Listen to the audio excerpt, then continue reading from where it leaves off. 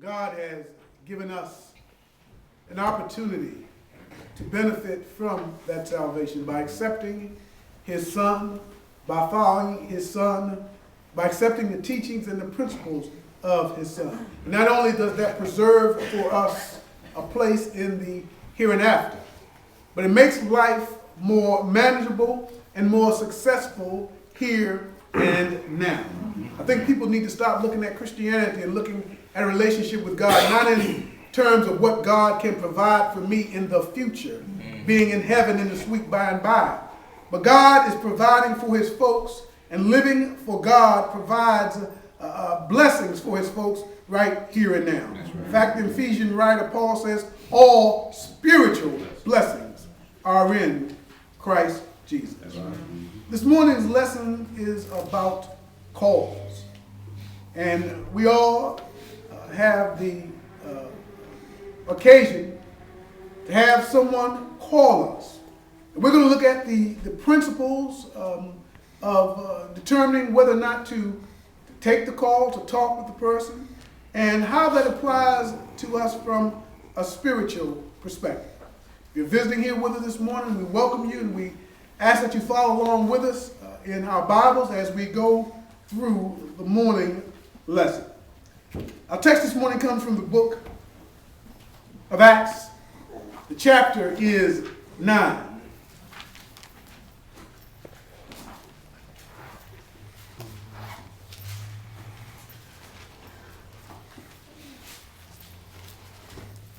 And we'll begin reading with verse number 1.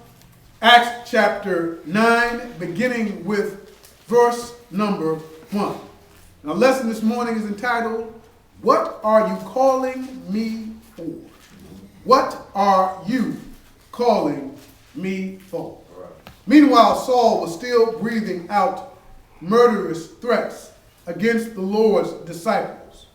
He went to the high priest and asked him for letters to the synagogues in Damascus, so that if he found any there who belonged to the way, whether men or women, he might take them as prisoners to Jerusalem.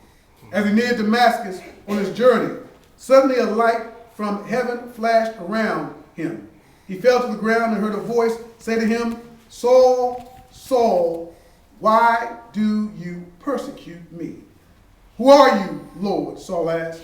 I am Jesus, whom you are persecuting, he replied. Now get up and go into the city, and you will be told what you must do. Throughout the Bible, going back to the Old Testament days of Abraham, we find that God is constantly calling people.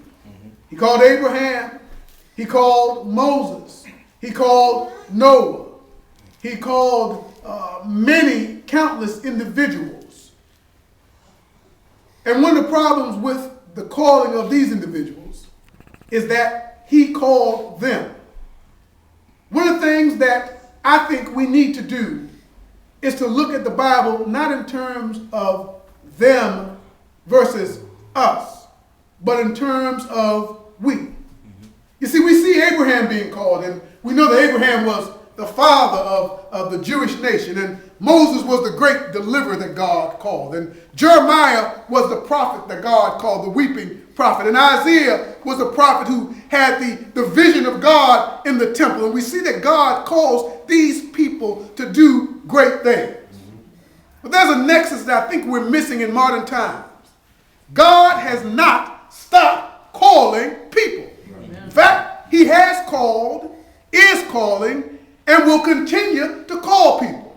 And we've got to look at ourselves as we study these people in the Bible, not in terms of God calling them. Because yes, he called them, but the story of the Bible does not end simply because the Bible as a book ends with the book of Revelation. The story continues, and guess what? We are the actors in the play. God is calling us. In Acts chapter 9, we find God calling Saul, who later is named Paul. And one of the things that happens, when we get a phone call, the first thing we want to know is who is calling. Isn't that right? And that determines whether or not we're going to take the call. If you don't have caller ID and you don't recognize a call, or if someone's calling you from private number or out of area, you want to know who is calling me. And one of the other questions after who is calling me, what are you calling me for? Because guess what? People just don't call for no reason. There's no such thing as a serial caller, someone who just sits at home all day and randomly dials numbers for no reasons. When people call you, they're trying to contact you for a purpose. Here we find God calling Paul. And God, in fact, is calling Paul, and he's calling Paul for a purpose. So the first thing we notice is that God does, in fact, call. And when he calls a specific person with a specific purpose in mind and for a specific reason. Now, one of the problems is, as we're going to see with individuals like Moses, is sometimes when we get the call, we think the person God has the wrong number. Because now Paul here, the first thing he asks is, who are you? He needs to know who's calling before he responds. God says to him, you should know who I am. You've been persecuting me. And Paul knew right off who it was. It says, I'm Jesus who you are persecuting. Now the voice that we hear when God calls us is not an audible voice. You know, I have not heard the heavens crack open and a voice speak to me. But I've heard the voice of God through the Bible. I've heard the voice of God through his Spirit. I've heard God speak to me. I've heard God call me. And once I get the call, I have to decide what to do.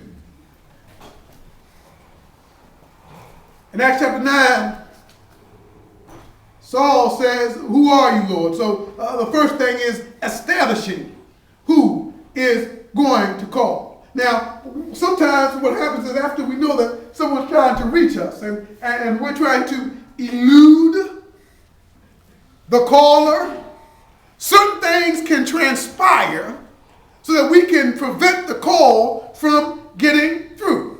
You understand what I'm saying? If you don't want to hear from somebody, there are mechanisms and ways to prevent the call from getting through. And we're going to look at a couple of these this morning because I think people use these same things from a spiritual perspective. The first thing that people can do, you just take your phone off the hook. You know how many take your phone off the hook? People get a busy signal. The phone rings up busy. And I'm wondering this morning, are there folk who God is calling and they recognize who it is? They know God is calling and they know God has a purpose for calling. But when God calls, God gets that busy signal. We're going to look over the book of Luke chapter 14 and verse number 15. Here we find Jesus using a parable to teach and to explain God's universal call for people to accept the gospel. Luke chapter 14 and verse number 15. When one of those at the table with him heard this, he said to Jesus, "Blessed is the man who will eat at the feast in the kingdom of heaven." Jesus replies, "A certain man was preparing a great banquet and invited many guests. At the time of the banquet, he sent his servants to tell those who had been invited, 'Come now, for everything is ready.'" So we've got an individual, God, who has set up a banquet, and he's calling the individuals to come to the banquet, this great feast. But guess what happened? People know who's calling. They know who's giving the feast. But guess what they do? They give him the busy signal. The Bible says, but they all alike began to make excuses. The busy excuses. They said first, "I've just bought a field and I must go and see it. Please excuse me." Another said, "I've just brought 5 yoke of oxen, and I'm on my way to try them out. Please excuse me. Still another said, I've just gotten married, so I can't come. They gave the busy signal so that they did not have to answer the call. And the worst thing about it, the busy excuses they gave really weren't excuses that were logical at all. One man said, I bought a field, and now I got to go see it. I bought a field, I didn't see it, I'm going to see what I bought. You understand what I'm saying? I mean, this is not even like an auction. He said, I gave somebody some money to buy my field, or I bought this field, and now I'm going to go see what I bought. Second one says, I bought some oxen, and I'm going to see if they are good oxen. The final one gave a plausible excuse. He said, I just got married. And I'm wondering today, is the reason why some people cannot answer the call of God is because when they find out it's God calling, when they find out it's God on the line, when they find out it's God trying to reach them for a specific purpose, for a specific reason, they give God the busy signal. I think sometimes people give God the busy signal because they don't realize who they are in relation to who he is. And you can hear me now. See, sometimes we think when God is calling us that God's got the wrong person. You know, he can't be calling me. Me with all my problems, me with all my issues, me with all my concerns. He can't be calling me. You know, and that's another one of the reasons why folk can't answer the call of God, because they you know, one of the things I can't stand, and I'm sure this happens to you all. You ever had somebody call you, and you answer the phone, and they hang up? You ever have it happen? You ever have it happen repeatedly? You call in a nice, pleasant voice, you say hello, and all of a sudden you hear click. And if you don't have call ID, if you don't recognize the number, you know, you just kind of in a quandary. Sometimes I think the reason why folk are reluctant to answer the call of God is because they think they got too many hang-ups. See, there's a rumor that you have to be perfect to serve God. There's a rumor that you can't have problems and serve God. There's a rumor that your life has got to be in order to serve God. But notice when God called Paul, Paul was a serial killer. Paul had a lot of hang-ups. Paul had a lot of issues. But God called him because God knew who he wanted and why he wanted. Let's look at another reason why folks want to know what God is calling them for. And first of all, again, each time, notice when God calls a person, he calls them with a purpose in mind and with a goal in mind. Moses, God called him. Moses says, like some folks say today, God, you got the wrong number. In Exodus chapter 3, when Moses was tending to the flock of his father-in-law, and Moses began to see a bush on fire, and he got closer because he was amazed at what he saw. The bush was on fire, but it wasn't being burned up. In verse 4, the Bible says, the Lord saw that he had gone over to look, called to him from within the bush, Moses, Moses. Now notice, with every call, it is a personal call. God knew Abraham's name. We're going to look at Abraham in chapter 12 when God called him. God knew Saul's name when he called him. God knew Moses' name when he called him. God does not have a misidentification problem when he calls an individual. God knows exactly who we are when he calls us. Notice what Moses says. Moses first says, well, here I am, Lord. And the Lord begins to talk to him and tell Moses about what's going on. God tells Moses about what's going on with his people, about the problem. And Moses is well aware of it because Moses has been down there in Egypt. And then look what Moses says. God says to Moses, now Moses, I called you. And remember, he called Paul with a specific purpose. He calls Moses with a specific purpose. He says to Moses, verse number 10, so now go. I am sending you to Pharaoh to bring my people, the Israelites, out of Egypt. So Moses knew exactly what God was calling him for. God tells Paul, you must be my chosen vessel before the Gentiles. Paul knows exactly what God is calling him for. But guess what Moses does? Moses does like some folk do when God calls them, or like when somebody calls you, you don't want to talk to them. You know? Sometimes people call and you don't want to deal with them. I had somebody calling me from the University of Chicago, wanting to conduct some kind of survey, and I told him, you got the wrong number. I told him, you got the wrong number. I mean, this is not Survey Central. I didn't want to talk to him. I said, you got the wrong number, you got the wrong household. Guess what? They called back again. Guess what I told him again? You still got the wrong number. Here is what Moses says to God, knowing that God had called him. God tells him the reason why he's calling him. And look what Moses says. But Moses said to God, who am I that I should go to Pharaoh and bring the Israelites out of Egypt? He said to God, you know what, God? God, you got the wrong man for the job. You got the wrong man. God did not have an issue with identifying who Moses was. God knew him. How do we know that God was not just on a random call? Because he called Moses by name.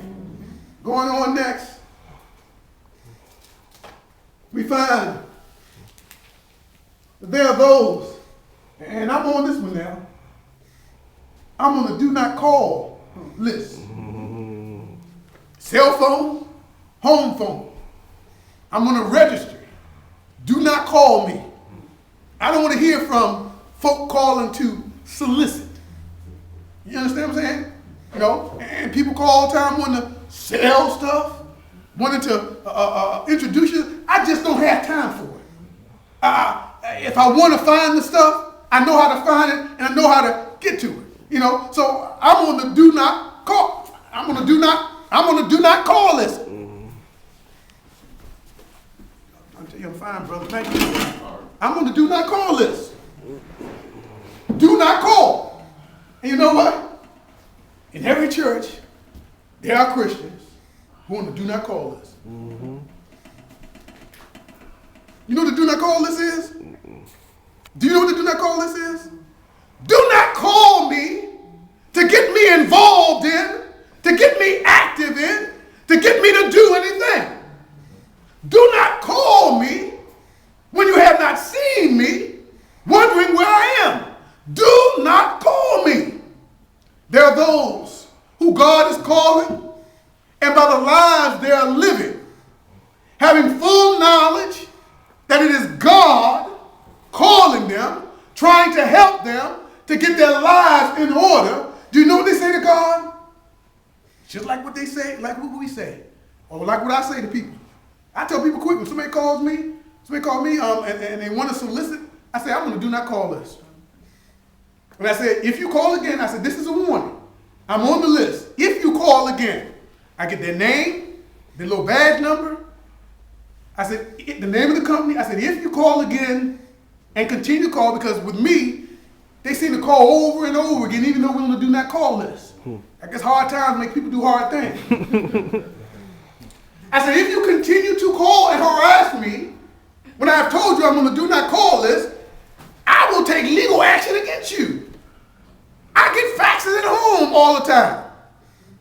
On my fax machine. From folk faxing solicitations. That's money, do you know that? Sending unsolicited fax. But I'm nice. I call and I give them a warning. I'm on the list. Do not fax me unsolicited faxes. spiritual realm, in the church, none of God's people can be on the do not call list. Because remember, God has called every last one of us. And he's called us to do a specific task. He knows our name. He knows our abilities. He knows what we can do. And he's calling you for that specific purpose. Then there are those who continue to ignore the gospel call. There are folk who God is calling. And we know some of these people. God is calling them, trying to get them to correct their lives.